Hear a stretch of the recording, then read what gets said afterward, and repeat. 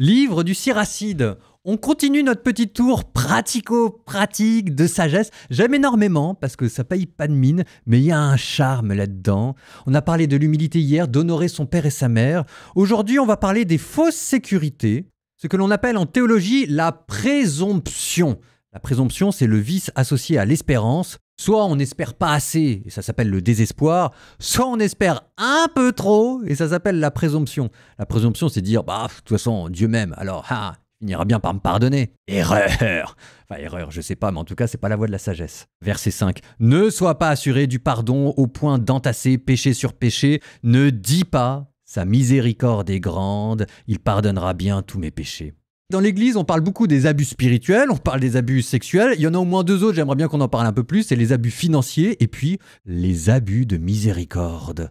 Il y a une miséricorde qui coûte pas cher et il y a une manière d'aller se confesser qui n'est pas juste. Ensuite, chapitre suivant, on parlera des vrais et des faux amis.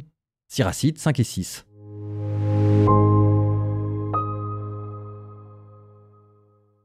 Ne t'appuie pas sur tes richesses. Ne dis pas « elles me suffisent ». Ne te laisse pas entraîner par ton instinct et ta force à suivre les désirs de ton cœur. Ne dis pas « qui m'en imposera » car le Seigneur ne manquerait pas de te châtier. Ne dis pas « j'ai péché et rien ne m'est arrivé » car le Seigneur sait attendre longtemps. Ne sois pas assuré du pardon au point d'entasser péché sur péché. Ne dis pas « sa miséricorde est grande, il pardonnera bien tous mes péchés ». Car en lui, il y a pitié, mais aussi colère. Son indignation s'abattra sur les pécheurs. Ne tarde pas à te retourner vers le Seigneur. Ne remets pas ta décision de jour en jour, car brusquement éclatera la colère du Seigneur, et à l'heure du châtiment, tu seras anéanti. Ne t'appuie pas sur des richesses injustement acquises. Elles ne te serviront de rien au jour de l'adversité. Ne disperse pas à tous les vents et ne t'engage pas dans tous les sentiers, comme fait le pécheur à la langue double. Tiens fermement tes convictions et n'aie qu'une parole. Sois prompte à écouter, mais pour donner ta réponse, prends ton temps. Si tu as quelques compétences, réponds à ton prochain, sinon que ta main soit sur ta bouche. La gloire, comme le déshonneur, sont dans la parole.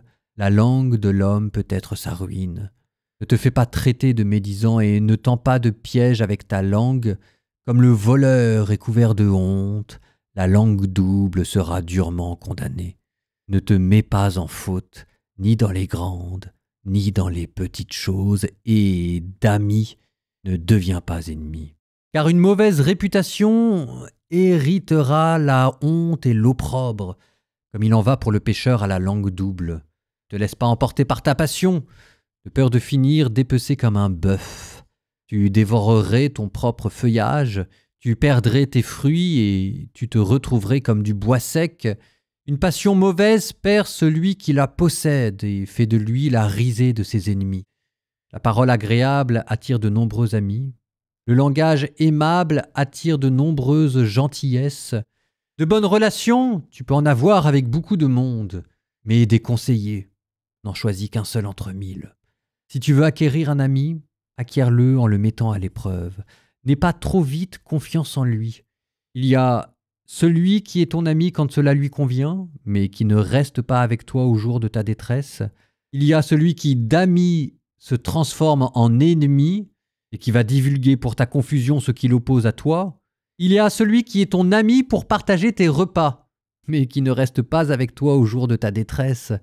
Quand tout va bien pour toi, il est comme un autre toi-même et commande avec assurance à tes domestiques. Mais si tu deviens pauvre, il est contre toi et il se cache pour t'éviter. Tes ennemis, tiens-les à distance. Avec tes ennemis, sois sur tes gardes. Un ami fidèle, c'est un refuge assuré et celui qui le trouve a trouvé un trésor. Un ami fidèle n'a pas de prix. Sa valeur est inestimable. Un ami fidèle est un élixir de vie que découvriront ceux qui craignent le Seigneur. Parce que celui qui craint le Seigneur choisit bien ses amis, car son compagnon lui ressemblera. Mon fils, dès ta jeunesse, accueille l'instruction. Et jusqu'à l'âge de tes cheveux blancs, tu trouveras la sagesse. Comme celui qui laboure et fait les semailles, cultive-la et attends ses bons fruits. Tu peineras un peu pour la travailler, mais bientôt tu mangeras de ses produits. Aux ignorants, elle semble terriblement dure, et qui n'a pas d'intelligence n'y persévère pas. Elle pèse sur lui comme une lourde pierre et il ne tarde pas à la rejeter, car la sagesse mérite bien son nom. Elle n'est pas accessible au grand nombre. Écoute, mon fils, et reçois mon avis. Ne rejette pas mon conseil. Engage tes pieds dans les entraves de la sagesse et ton cou dans son carcan. Incline son épaule pour la porter et ne te rebiffe pas contre ses liens. Viens à elle de toute ton âme et de toute ta force. Suis ses chemins. Mets-toi sur sa trace et cherche-la. Elle se fera connaître et quand tu l'auras saisie, ne la laisse pas s'échapper. Pour finir, tu trouveras en elle ton repos et elle deviendra ta joie. Alors ses entraves seront pour toi une puissante protection et son carcan un vêtement de gloire, son joug une parure d'or, ses liens un ruban de pourpre. Tu la porteras comme un vêtement de gloire, tu la ceindras comme une couronne d'allégresse. Si tu le veux, mon fils, tu deviendras instruit. À force d'application, tu auras du savoir-faire. Si tu prends plaisir à écouter, tu apprendras. Et si tu prêtes l'oreille, tu deviendras sage. Tiens-toi dans la compagnie des anciens. Si tu trouves un sage, attache-toi à lui. Écoute volontiers tout discours qui vient de Dieu et ne néglige aucun proverbe sensé. Si tu vois quelqu'un de bon sens, cours vers lui dès le matin, que tes pieds usent le seuil de sa porte. Réfléchis aux préceptes du Seigneur, applique-toi toujours à étudier ses commandements. Lui-même affermira ton cœur et ton désir de sagesse sera comblé.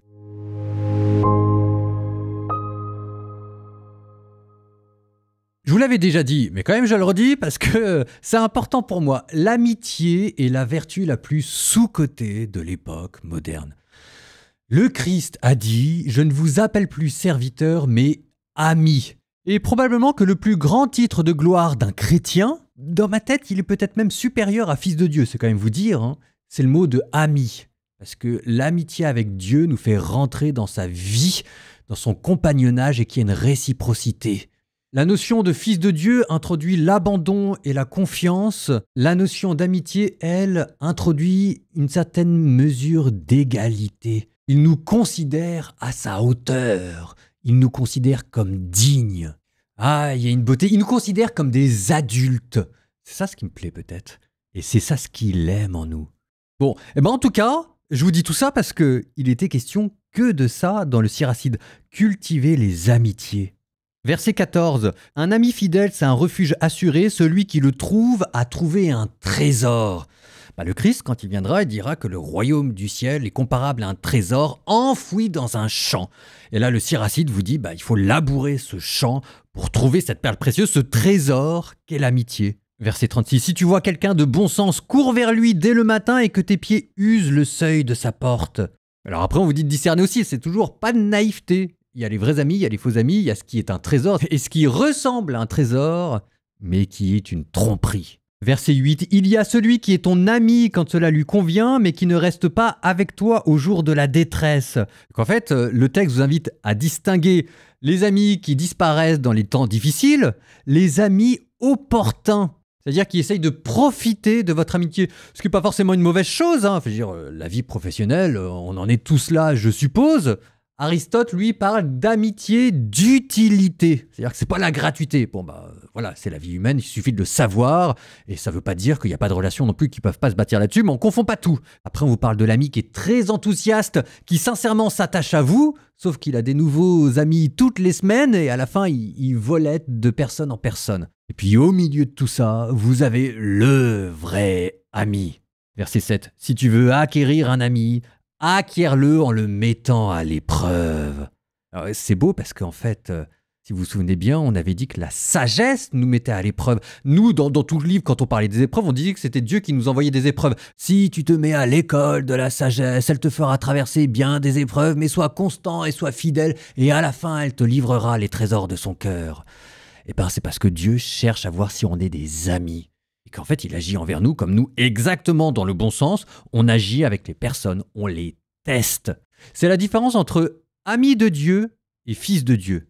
Fils de Dieu, c'est inconditionnel. Ami de Dieu, d'une certaine manière, ça se mérite dans le sens où Dieu nous donne les capacités par la grâce de poser des bonnes actions qui vont prouver à Dieu la valeur de notre amour pour lui. Ou plutôt d'ailleurs, qui vont prouver à nos propres yeux la valeur de l'amour qu'on a pour lui. Parce que c'est pas Dieu qui a besoin d'être rassuré, c'est peut-être nous qui avons besoin d'être rassurés. Alors d'ailleurs, c'était toujours dans ce chapitre-là, on faisait le lien entre amitié et vie spirituelle, voire même avec l'éternité. Un ami fidèle est un élixir de vie que découvriront ceux qui craignent le Seigneur. Celui qui craint le Seigneur, ça c'est la communion dans la vie spirituelle, dans les valeurs. Celui qui craint le Seigneur choisit bien ses amis, car son compagnon lui ressemblera. Alors tout n'a pas été dit de l'amitié, on en reparlera plus tard dans les chapitres 9. En attendant, je vous donne quelques caractéristiques de l'amitié d'après mes vieux livres de théologie morale. J'espère que ça vous donnera envie de cultiver cette vertu. D'abord, 1. L'amitié est un type d'amour. Plus précisément, en latin, on parle de coaptatio. Je cite, « Si le cœur s'émeut, c'est qu'il y a entre l'objet et lui une affinité mystérieuse. Entre un ami et vous, il y a une sensibilité, il se passe une alchimie secrète, une mise à l'unisson. Ensuite, il y a une complacentia, une complaisance de l'amitié. On est bien dans la présence d'autrui. Et ensuite, dernier mouvement, l'intentio, le désir. On tend vers le bien de la personne, un amour de bienveillance. Ça veut dire que la personne en face de vous devient une fin en soi, parce qu'elle est une personne, qu'elle a la dignité de fils de Dieu, et que vous avez reconnu en elle le reflet du Créateur. C'est pas rien ce que je vous dis, j'espère que tout le monde le sent. Et ensuite, l'amitié se cultive, ça exige une certaine forme de réciprocité. Aristote dit que l'ami doit être à son tour un ami pour son ami. Et que ensuite, de là, on passe à une forme de communion. C'est-à-dire que c'est un amour stable qui s'inscrit dans une communauté de vie, ou comme toujours le dit Aristote, qui, là pour le coup, complète bien Siracide, vous ne faites plus qu'une seule âme dans 2 corps. C'est beau, hein? Bon, c'est ça l'amitié. C'est la vertu divine par excellence. Au nom du Père et du Fils et du Saint-Esprit, Amen. Seigneur, je te confie mes amis. Je te demande de venir les bénir. Je te demande d'être fidèle pour eux et qu'ils trouvent en moi un autre eux-mêmes. Je te demande, Seigneur, de pouvoir cultiver cette complaisance que j'ai dans leur compagnie. Je te demande, Seigneur, de pouvoir purifier la bienveillance que j'ai pour eux. Je te demande, Seigneur, d'être dans leur vie un rocher sur lequel ils puissent s'appuyer.